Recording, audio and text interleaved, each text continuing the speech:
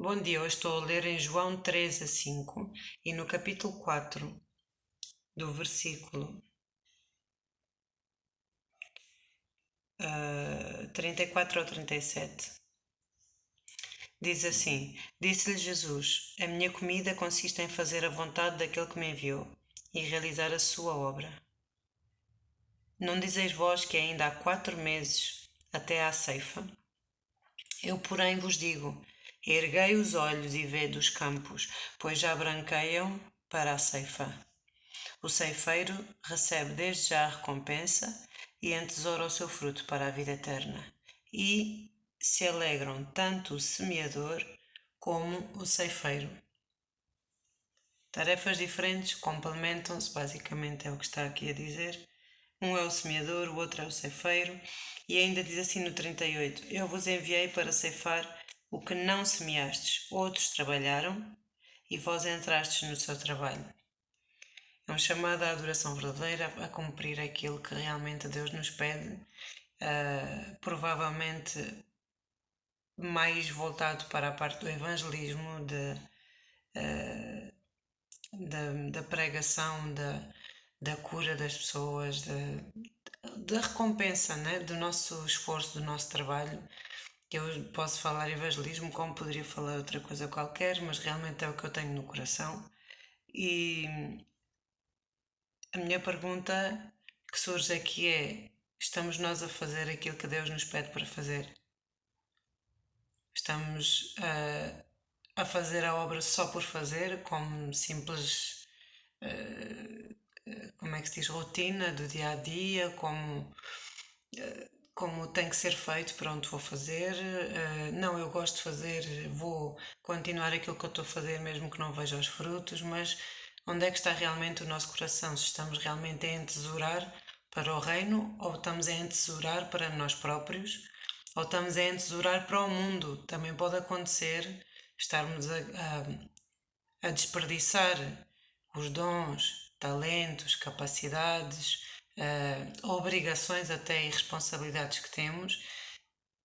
Estamos a desperdiçar e estamos a perder essa oportunidade de servir a Deus, deixando as coisas de lado, deixando as coisas andar, deixando as coisas irem ao seu próprio ritmo, sim, mas não cuidando aquilo que há realmente no nosso coração, não examinando-nos e fazendo as coisas um bocado de qualquer maneira, no sentido de que não estamos tão preocupados nos detalhes, tão preocupados nas coisas que realmente importam para Deus e estamos a dar prioridade àquilo que realmente nós achamos prioritário ou que nós achamos que é melhor. E é o que Deus fala ao meu coração com esta passagem. Jesus disse-lhes: A minha comida consiste em fazer a vontade daquele que me enviou e em realizar a sua obra. Que no fundo são dois pontos que se complementam. Porque se nós quisermos fazer mesmo a vontade de Deus, nós vamos realizar de facto a sua obra. E a sua obra não são só obras das nossas mãos, coisas que nós fazemos, propriamente ditas tarefas. São coisas que Deus nos pede de nós próprios, começando por obedecer. Obedecer à sua vontade. E por isso é que ele aqui diz: A minha comida consiste em fazer a vontade daquele que me enviou. Eu fico satisfeito ou satisfeita espiritualmente quando eu obedeço àquilo que Deus me pede para fazer. E quando eu estou satisfeita, porque há obediência e há submissão a Deus no meu coração, por cima de todas as coisas e por cima de todas as pessoas, acabamos por fazer a obra de Deus, quer haja circunstâncias para isso ou não, quer haja pessoas envolvidas ou não, acabamos por fazer. Obviamente que o sentido de corpo de Cristo, de realizar a obra aqui na Terra, tem a ver com fazermos todos juntos, né? Sozinhos não vamos muito longe, mas a prioridade do nosso coração deve estar em obedecer e em estar preparados todos os dias um bocadinho mais do que aquilo que fomos ontem para conseguir desenvolver a obra e preparados no sentido de, se surgir uma situação inesperada, nós estarmos com o nosso coração preparado para conseguir ouvir Deus e responder a Deus, obedecer a Deus na altura certa, mesmo que não haja ninguém ao teu lado para te ajudar. E isto pode parecer um bocadinho abstrato ou se calhar até soa um bocado estranho, mas é verdade, muitas situações eu tenho vivido, às vezes não tenho ninguém ao meu lado para me ajudar e eu acredito que montes de pessoas no mundo inteiro possam passar por esta situação. E daí a importância de nós termos o coração preparado para ouvir a voz certa e estar dispostos, porque às vezes ouvimos e não queremos fazer, não é? Ouvimos, mas, ó Senhor, mas deixa-me lá ir por aqui, deixa-me tentar ir por aqui. Ou, por favor, realiza a minha vontade, porque eu quero tanto, tanto, tanto, e eu sei que tu concedes os desejos do meu coração, não é? Mas de Deus só concede os desejos do teu coração quando estão de acordo com a sua vontade, com aquilo que Ele quer para a tua vida. Ele não te vai pôr nada no coração que venha dele mesmo, do Espírito Santo, ou de Jesus, do caráter de Jesus, ou mesmo da essência divina de Deus, que são os três em um. Que Ele não vai pôr essa vontade se não for realmente aquilo que Ele quer para ti. Agora, há muitas vezes, e nós sabemos disso, que nós achamos que aquilo que nós temos no nosso coração, que é a vontade de Deus. O coração é enganoso, diz a palavra, não é? Nós estamos a pensar que é uma coisa, desejamos que seja uma coisa idêntica, ou desse género, ou desse tipo de, de coisa, né? Que nós gostávamos realmente que fosse acontecer dessa forma e depois que sai tudo de patas ao ar, porque não é nada disso. Ou se essa revelação foi feita por alguma razão, pode ser noutro contexto e até como forma de alerta ou de aviso ou de confirmação para outras pessoas. Por isso, o que interessa aqui é o versículo 34, diz: A minha comida consiste em fazer a vontade daquele que me enviou e realizar a sua obra.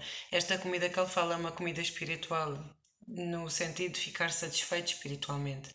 Não tem a ver com a comida que nós comemos, todos precisamos de comer, temos corpo para comer, obviamente, temos que sustentar o nosso corpo, mas é o facto de estar satisfeitos, preenchidos, cheios de Deus.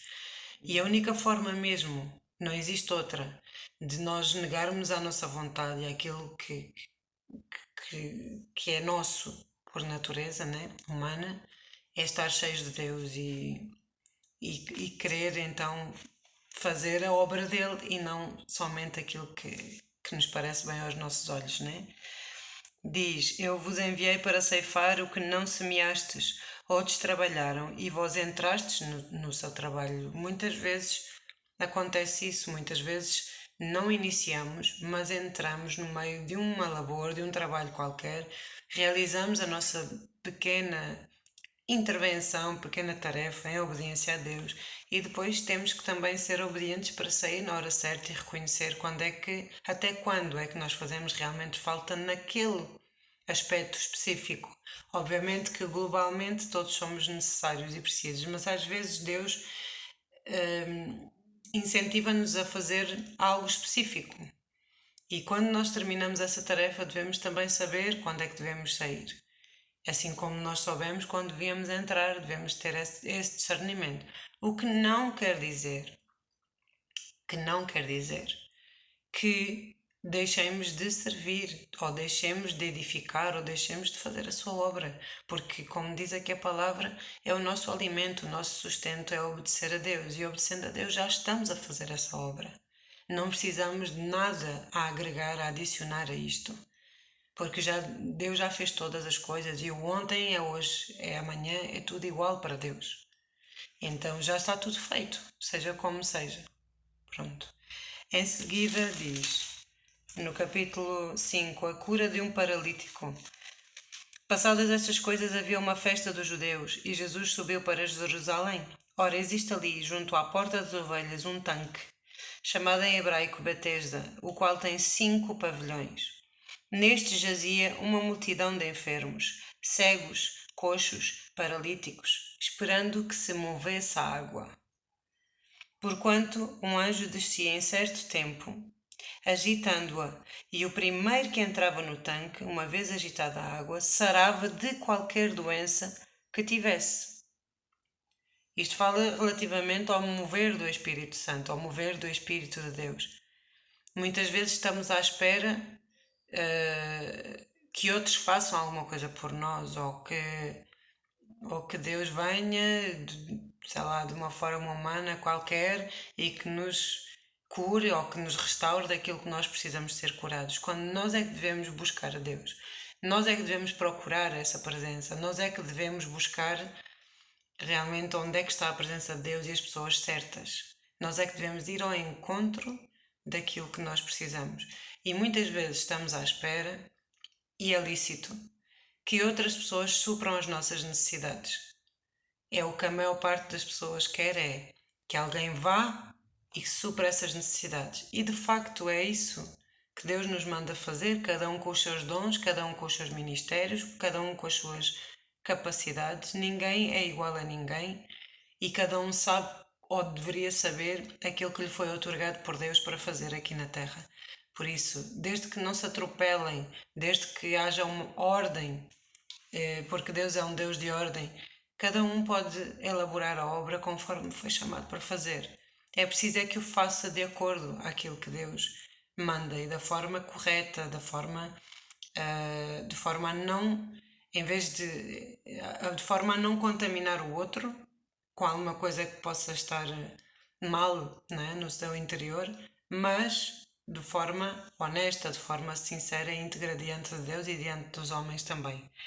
Então, quando fala aqui do mover das águas, é o mover do Espírito Santo, é o mover da presença de Deus.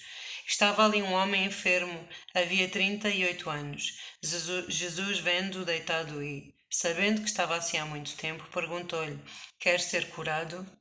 E respondeu-lhe o enfermo: Senhor, não tenho ninguém que me ponha no tanque, quando a água é agitada. Pois enquanto eu vou, deixo outro antes de mim, ou seja, vai outro em primeiro lugar e alcança essa cura, essa bênção, não é?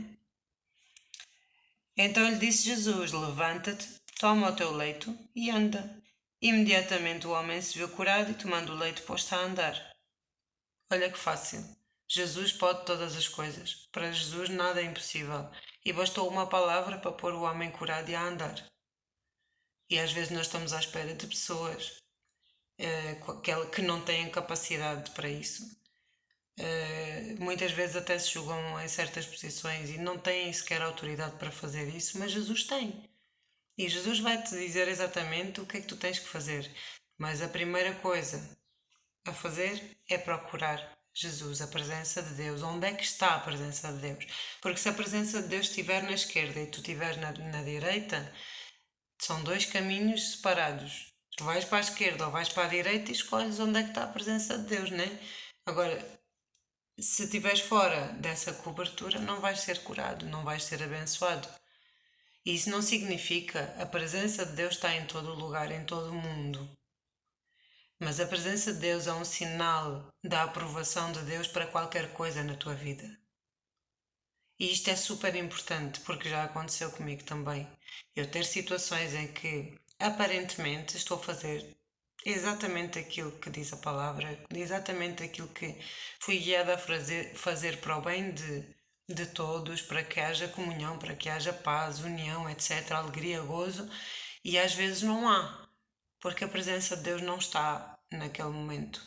Sabes? Porque a presença de Deus é que nos dá o gozo, a união, o amor, a paz, a bondade, para que as coisas corram de acordo à vontade de Deus. E é por isso que a presença de Deus é tão importante. Se tu não tens paz interior, se há qualquer coisa que te incomoda, se há qualquer coisa que não consegues lidar, mas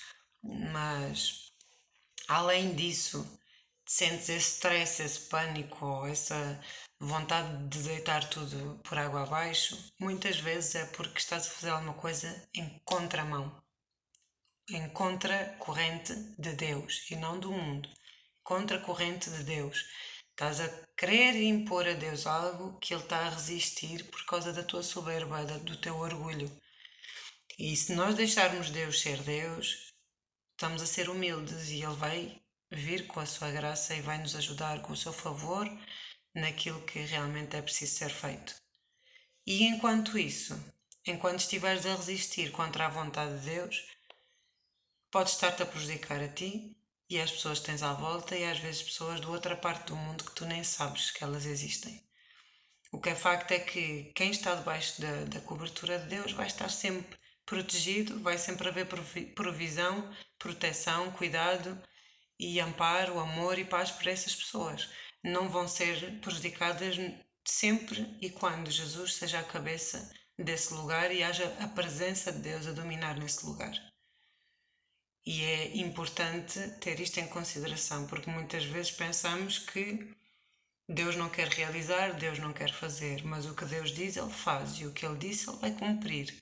Não pode não ser da maneira como tu achas que é. Só porque Deus te falou num determinado tempo uma palavra que te direcionou num sentido, não quer dizer que tenha chegado o tempo dessa palavra se concretizar na tua vida. Houve muitas coisas que eu recebi quando era criança que só hoje em dia é que se estão a concretizar. E eu achei que nunca se iam concretizar na altura, achei que eram coisas da minha cabeça. Ouvi muitas críticas quando compartilhei isto com alguém, mas o que é facto é que eu, no meu coração, o meu espírito dizia-me que por alguma razão que nós nunca sabemos explicar o porquê, isso iria acontecer. E sejam coisas boas ou coisas más, às vezes Deus te fala de coisas sobre aviso, nem sequer são coisas boas, mas e tu também não compreendes porque é que ele te está a dizer uma coisa má vai acontecer, mas aconteceu, não é? E nós temos de ter esse discernimento também para ter paz no nosso coração e saber isto vem de Deus, aquilo não vem. E isso só se consegue olhando para Cristo. Não dá de outra maneira. Não vou adiantar muito mais isto. A única coisa que eu queria falar com isto é, dentro de cada ministério de edificação da igreja, dentro de cada tarefa, profissão, qualidade que as pessoas têm, que foi imposta, dada ou otorgada por Deus, nós devemos saber qual é a nossa. E aí encaixar-nos na nossa. Não estar a atropelar outros, não estar a fazer as coisas só porque queremos, à nossa própria maneira, pela nossa própria força. Deixar Deus ser Deus. E se Ele te quiser usar numa coisa, é o Espírito Santo que te vai comunicar a ti. Ou então não tens o Espírito Santo, tens um Espírito qualquer que não é o de Deus. Porque o Deus sempre fala aquilo que é reto, que é justo, que é honesto, que é bom, que é agradável, que é perfeito aos seus olhos e que só Ele pode fazer. Por isso, o facto das tuas ações ou atitudes ou palavras estarem a prejudicar outrem só justifica que não é de Deus aquilo que estás a fazer. E a aprovação de Deus vem pela presença de Deus. Volto a repetir. Do capítulo 3 ao 5, João capítulo 3 ao 5, Evangelho de João. Podes ler, aliás, podem ler, e na minha Bíblia faz referência aqui uma nota de estudo acerca das mulheres no evangelismo. Embora haja muitas igrejas que ainda não dão essa liberdade à mulher para evangelizar, para falar, para pregar, para o que seja, no Novo Testamento, e quem tem o Espírito Santo tem essa autoridade e tem essa. Desde que haja ordem, integridade, bondade, honestidade, desde que esteja debaixo da cobertura de Deus certa para o efeito, há sempre essa liberdade. Porque nós temos o Espírito Santo e o Espírito Santo vai nos ensinar todas as coisas e vai nos levar a toda a verdade. E é isso que importa, é toda a verdade. Dizia aqui num versículo que eu estive a ler, eu não sei onde é que estava, espera. É aqui, João 3, 21. Quem pratica a verdade aproxima-se da luz. Só esta pequena frase deste versículo. João 3, 21. Quem pratica a verdade aproxima-se da luz. Quem pratica a verdade, volto a repetir, quem pratica a verdade aproxima-se da luz. Sempre e quando estejas dentro da verdade, ou seja, daquilo que é real, daquilo que é bom aos olhos de Deus, sempre estejas dentro da verdade. aproximas-te de Deus. E Deus diz na palavra também: aproximai-vos de mim, e eu me aproximarei de vós. No capítulo 5 ainda tem aqui um versículo que diz assim, versículo 19, 5:19. Então lhe falou Jesus: em verdade vos digo, que o Filho nada pode fazer de si mesmo, senão somente aquilo que viu fazer o Pai, porque tudo o que este fizer, o Filho também semelhantemente o faz. Porque o Pai ama ao Filho e lhe mostra tudo o que faz, e maiores obras do que estas lhes mostrará, para que vos maravilheis. Pois assim como o Pai ressuscita e vivifica os mortos, assim também o Filho vivifica aqueles a quem quer. E o Pai a ninguém julga, mas ao Filho confiou todo o julgamento, a fim de que todos honrem o Filho de modo porque honra o Pai. Quem não honra o Filho não honra o Pai que o enviou. Em verdade vos digo que quem ouve a minha palavra e crê naquele que me enviou tem a vida eterna, não entra em juízo, mas passou da morte para a vida.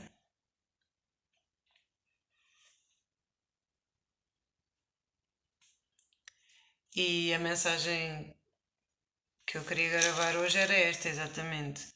Baseada exatamente nesta frase, mas com toda a base e fundamento bíblico, porque é a realidade, que diz que Deus, ou Jesus, não aceitou voluntários como discípulos. O facto de nós sermos muitas vezes voluntários não significa que sejamos discípulos. O voluntário faz aquilo que voluntariamente quer fazer, deliberadamente, não é? Para realizar-se qualquer tarefa no dia a dia. O discípulo segue a Jesus, muitas vezes não faz nada em termos de tarefas, mas é obediente de coração e tem uma adoração verdadeira. E é por isso que eu vou chamar esta mensagem a verdadeira adoração. Porque a verdadeira adoração vem de ser discípulo, não vem de ser voluntário. Tu podes fazer aquilo que tu quiseres, mas se tu não adorares a Deus, se não obedeceres a Deus e não o seguires, não fores realmente um discípulo de Cristo, podes fazer aquilo que quiseres. Isso não agrada lá em cima. Tenhas um bom dia, uma boa semana.